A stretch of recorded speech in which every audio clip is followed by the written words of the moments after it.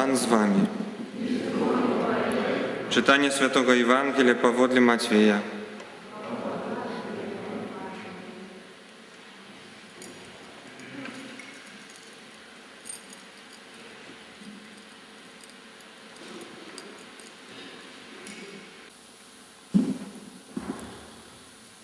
У той час Єзус вийшов і скерувався у землі Тира і Сідона. І ось жанчина з Ханаана вийшла з тих околиць і почала кричати: «Змилуйся надо мною, Пане, Сине Давида! Моя дочка тяжко опантаная злим духом». Але Єзус не відказав їй ні слова. Тоді учні Його підійшли і просили Його: «Отпусти її, бо вона кричить услед за нами». И он сказал у отказ: «Я посланный только до загинувших овечек с дому Израиля». И она ж подошла, поклонилась ему и сказала: «Пане, да поможи мне». И он сказал у отказ: «Негоже забрать хлеб у детей и кинуть щенятам». И она сказала: «Так, Пане, але и щенята ядуть крошки, які падають со стола господаров ихних». Тоді Єзус сказав їй у отказ: «О, жанчина, великая вера твоя, нехай станеться тобі, як жадаєш». І з гэтага моменту яе дочка стала здоровой. Гэта слово Пана.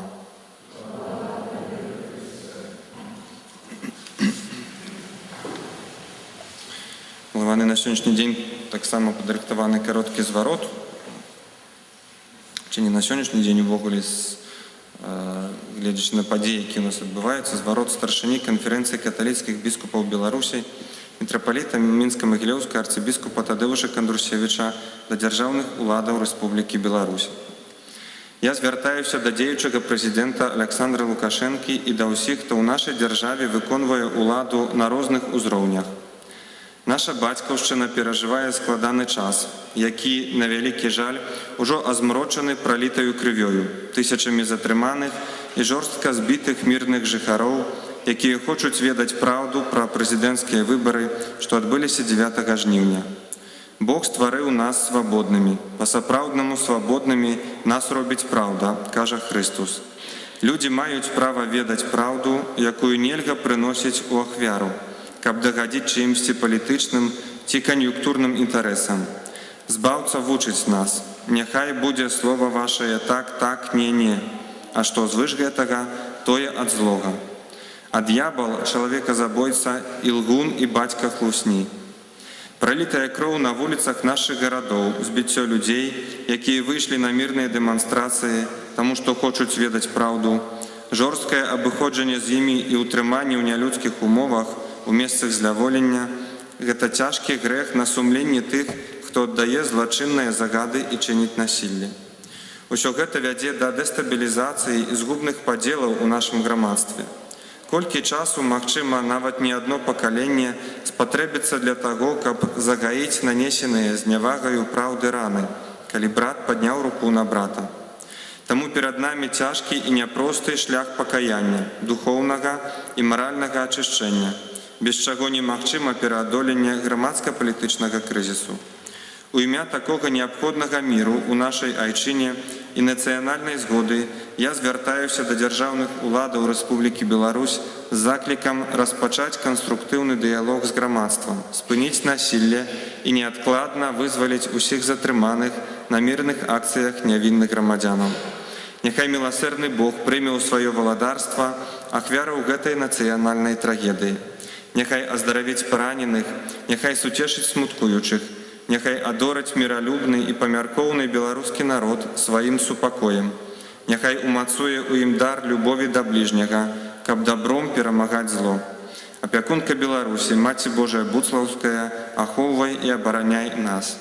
З малітваю аб дабры для нашай бацькаўшчыны і хутчэйшым вырашэнні канфлікту падпісаў арцыбіскуп Тадеуш Кондрусевич, мітрапаліт Мінська-Могилёўскі, старшыня канферэнцыі каталіцкіх біскупаў Беларусі.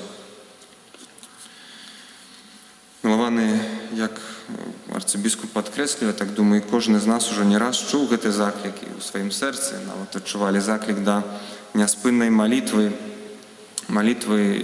якую часам, здаецца, можа не чуць адказу. як святар, і не толькі цяпер у гэтай ўсёй сітуацыі, раней, як святары мы часта сустракаліся. Думаю, і вы у сваім хрысціянстве маглі сустракацца з такім пытаннем: вось чаму я малюся, а Бог як бы не чуе. І я, шчыра кажучы, вельмі баюся такіх пытанняў і, не сказаць, не люблю, але гэта пытанне вельмі цяжкае. І чаму Бог не выслухоўвае? А нават сёння, і як арцыбіскуп мы чулі ў звароце, ён піша, што можа не адно пакаленне пройдзе, пакуль загоіцца рана, але ўжо сёння многія пытаюцца, дзе ва ўсім гэтым Бог? Чаму Бог не чуе? Гэта кожны народ праходзіць свае этапы ў гісторыі. У нашым гісторыі былі розныя этапы, калі мы пыталіся і пытаемся, чаму Бог не чуе, дзе Бог ва ўсім гэтым. І сапраўды цяжка на гэтае пытанне адказаць. Можам неяк па-людску спрабаваць вытлумачыць логікай, шукаць кампрамісу, апраўдання. Бачым сёння жанчыну, якая прыходзіць да Езуса і з болем сэрца таксама просіць аздаравіць дачку. І Езус чамусьці ігнаруе, здаецца, на першы погляд. Езус маўчыць, нават не рэагуе на яе заклікі. І ствараецца такая некамфортная сітуацыя, што нават вучні раптоўна астаюцца, спрабуюць стаць нейкімі пасрэднікамі, кажуць: адпусці яе,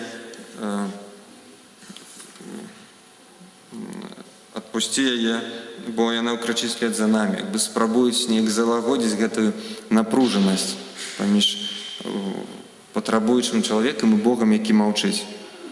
Езус не адказвае, нават калі яна просіць, ён кажа, што я пасланы толькі да загінулых авечак дому Ізраіля. Яшчэ больш, можна сказаць, жорстка рэагуе.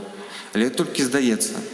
Езус адказвае на малітву толькі тады, калі яна, не гледзячы на нейкі такі, можа, прыніжэнне сваё, на стому, на такое умоўнае ці такое першае фальшывае пачуццё, што Бог пакінуў, яна ўсё роўна просіць.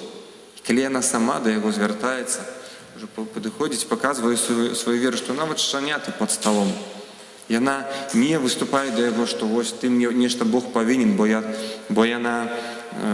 такая важная, бо я тое і тое раблю, чым я заслужыла.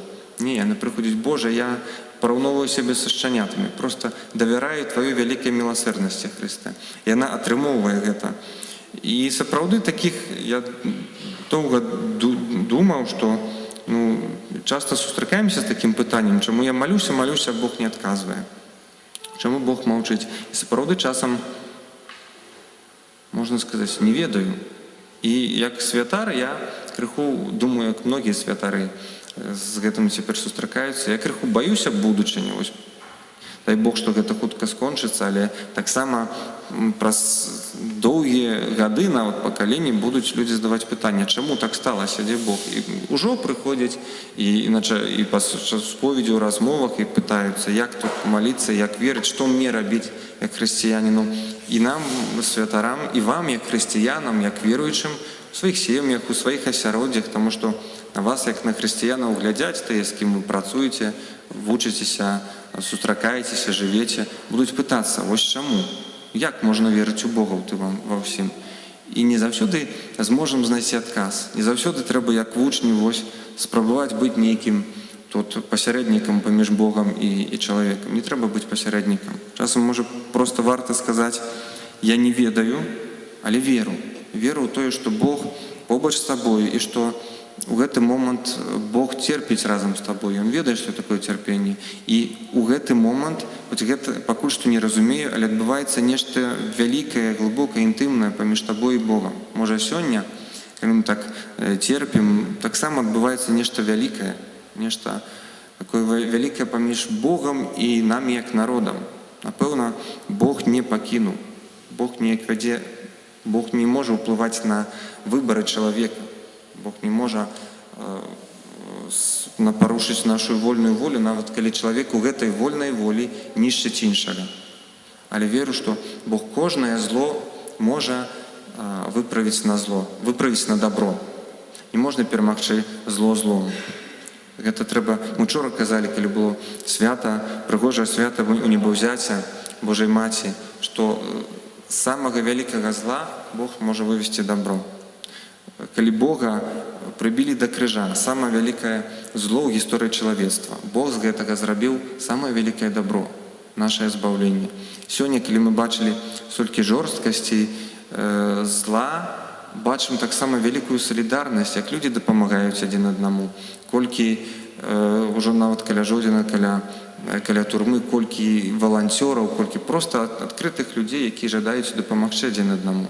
І хочацца верыць, што таксама тут, калі будзем трымацца Бога, Божых правілаў, Божых законаў і любові, Бог таксама зробіць нас лепшымі, зробіць нас прыгожымі, добрымі, дапаможа нам залячыць усе раны. Галоўнае прасіць, каб у сэрцы не было ненавісці. Таксама у першым чытанні бачым сёння даволі моцныя словы. Захоўвайце правасуддзе і чыніце справядлівасць, бо хутка прыйдзе збаўленне маё. Это пророк Ісая кажа да народу, які знаходзіцца ў няволі ў Вавілоне. Яшчэ раз прапамінае, што дарога да свабоды ляжыць праз закон паслухмянасці, справядлівасць. І не можа нарадзіцца свабода з нейкага хаосу.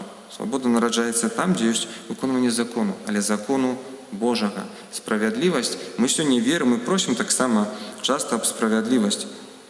Але там, дзе ёсць пашанаванне правоў чалавека, там, дзе ёсць пашанаванне нейкіх грамадскіх адносін, там будзе сапраўдна нараджацца любоў, свабода. Дзе гэтыя правы ламаюцца, канешне, цяжка гаварыць, што гэта нейкі шлях да свабоды. І сёння просім, каб мы вучыліся шанаваць правы, шанаваць закон Божий. Ёсць паняцце натуральнае права, права на жыццё, права на здароўе, на пашану, на сваю думку, на нейкія адносіны і гэтак далей, на выбары і так далей.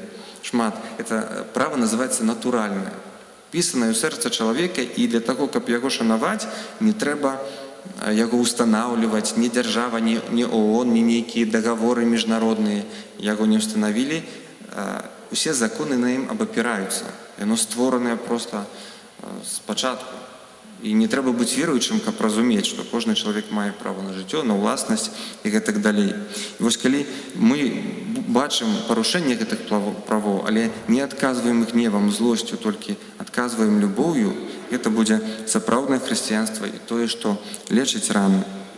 І кажа пророк Ісая: «Збяру усе народы і усцешу іх, узвяду на гару маю святую і усцешу іх у маім доме малітвы». Сёння мы просім аб суцяшэнні сэрцаў, каб у нашым сэрцы не панавала нянавісць. Сапраўды, я на гэтым тыдні казаў, на адным сказанні, таксама яшчэ раз дазволю сабе паўтарыцца, калі нехта не чуў. Мне спадабалася вельмі сведчанне аднаго з даволі даўно, аднаго з нашых братоў, марыянаў, які працуюць у Руандзе, у Афрыцы. Гэта месца, дзе сапраўды пралівалася кроў, дзе была братабойчая вайна ў 94 годзе, племя Тутсі і Хуту забівалі адзін аднаго. Як кажуць нашы святары, які там працуюць, да сённяшняга дня жывуць людзі ў суседніх дамах, якія забівалі сябе ўзаемна. Ён кажа, і нам трэба жыць. І гэта раны, якія залечваюцца гадамі. Такая напружанасць, і некаторыя сапраўды прабачаюць, некаторыя сапраўды даходзяць такога супакою. Не значыць забыць, і як быццам нічога не было. Не, ўсё, кожны атрымоўвае сваё, тое, што заслужыў. Але прабачэнне, якое дае свабоду майму сэрцу, я не магу жыць з нянавісцю. Яно будзе мяне нішчыць, яно будзе мяне прыводзіць да наступнага зла. Аб гэтым сёння просім Бога аб такі дар прымірэння, прабачэння. Не значыць забыць, толькі значыць не дапусціць у сэрца гнеў, не дапусціць у сем'і непаразуменні, столькі ў нас сёння напружанасці, не дапусціць злосці ў сэрца, таму што злосць не перамагае зло. Толькі дабро і любоў перамагае зло. Памятаю, расказвалі, отец Юзеф таксама расказваў, як іншыя старэйшыя святары польскія праз гадоў 20 пасля вялікай чыны, пасля сусветнай вайны, час нават пазней, у 70-х годах, епіскапат Польшы напісаў такі агульны ліст да епіскапату Германіі з такім як бы заклікам да ўзаемнага прабачэння. Яны напісалі: мы прабачаем і просім аб прабачэнні. Тады паднялася вялікая такая просто бура у грамадстве, як так можна? Як можна сказаць пра прабачэнне? Але праз некалькі гадоў, то есть, калі быў гэты акт прымірэння, быў гэты акт прабачэння, сапраўды наступіў пэўны мір і ў душах, і людзі сталі здольнымі таксама дайсці да свабоды, скінуць камуністычны рэжым, які ў Польшы таксама быў даволі жорсткі. Мы ведаем, што гэта такое. І сёння, на сённяшні дзень палякі самі кажуць, што гэта быў патрэбны момант. Тады таксама было б ніяк я мог казаць такія словы. Як можна казаць пра прабачэнне? Гэта патрэбна для свабоды майго сэрца, каб я не жыў са злосцю ў сэрцы, бо гэта не жыццё, гэта жыццё сапраўды з ранамі на доўгія гады. Аб такім мы вельмі моцна просім. Сёння ў другім чытанні чуем такі прыклад апостола Паўла, заклік аб міласэрнасці, аб памілаванні, такія словы. І Павел як бы прыпамінае, што вы самі, габрэі, як народ, некалі былі ў цярпенні, ў няволі, і Бог вас прабачыў. Бог вас памілаваў. З Егіпту, з Вавілону, хоць вы грашылі, хоць вы здраджвалі і заслужвалі таго, як жылі, Бог вас прабачыў. То і вы цяпер памілуйце, скажам, дазвольце вось гэтым язычніцкім народам, якія прыходзяць, таксама атрымаць Божай ласкі. Бо быў такі канфлікт, што габрэі, які сталі хрысціянамі, яны вельмі злаваліся, як так можна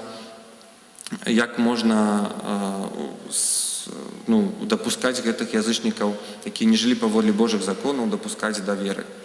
І апостол Павел піша: вы былі некалі памілаваныя, таксама і вы дзяліцеся гэтым, дазвольце Богу памілаваць таксама іншых. Першыя вякі касцёла, першыя 3 стагоддзі касцёл жыў у пераследзе. Фактычна папы рымскія і большасць біскупаў першых 3 стагоддзяў гэта святыя мучанікі, таму што ўсе былі забітыя. Ну і вядома, сотні тысячы хрысціянаў. І калі імператор Канстантин сваім дэкрэтам медыяланскім зрабіў хрысціянства легальнай рэлігіяй, калі свабодна маглі вызнаваць веру, пасля гэтага пачалася такая вялікая змаганне. Мы пакуль што гэтага не усведамляем, мы хочам такой свабоды, хочам жыць у супакоі, так? І наступіла вялікае змаганне ў касцёле, што тыя, хто біскупы, святары, хрысціяне, якія не адракліся ад веры, таму што тады прымушалі: альбо адракаешся ад веры, альбо мы цябе заб'ем. Які не адракліся ад веры, яны казалі, што няма месца ў касцёле, у хрысціянстве для тых, которые адракліся. І былі цэлыя канфлікты, нават міжнародныя, збіраліся саборы, і на адным з такіх сабораў першых удзельнічаў таксама малады біскуп, не малады ўжо, але такі сціплы вельмі біскуп, з якога звалі біскуп Гіпоны, святы Аўгустын. Чалавек, які ведаў, што такое прабачэнне. І вось дзякуючы яму ён прыйшоў, і ён тады большасць настроеных людзей, которые казалі, што ўсё, няма прабачэння, няма гэтым людзям, якія адракліся ад веры, няма месца ў касцёле. Ён дапамог тое, што касцёл не разваліўся, і столькі хрысціянаў жылі ў міры, і далей 2000 год існуе. Можна сказаць, уратаваў тады в пэўным сэнсе хрысціянства. Не толькі ён, многія змагаліся з гэтай думкай. Сапраўды, сёння, можа, Бог заклікае нас вучыцца ў сэрцы, хоць гэта можа быць вельмі цяжка, але шукаць любові, шукаць гэтых момантаў добрых, бачыць іншых людзей, якія аказваюць салідарнасць, вучыцца шанаваць адзін аднаго, любіць, дзяліцца, быць побач, таму што гэта вельмі важна. І таксама прыйдзе момант, калі многія людзі будуць каяцца, будуць тыя, якія падманвалі, якія нейкім чынам былі датычныя, і сёння ўжо гэта адбываецца. Сапраўды варта сёння вучыцца гэтаму прымірэнню, прабачэнню, таму што чалавека можна знішчыць, кожны з нас памыляецца. Так, это не значыць, што трэба закрыць вочы на жорсткасць і нялюдскасць, якая адбываецца.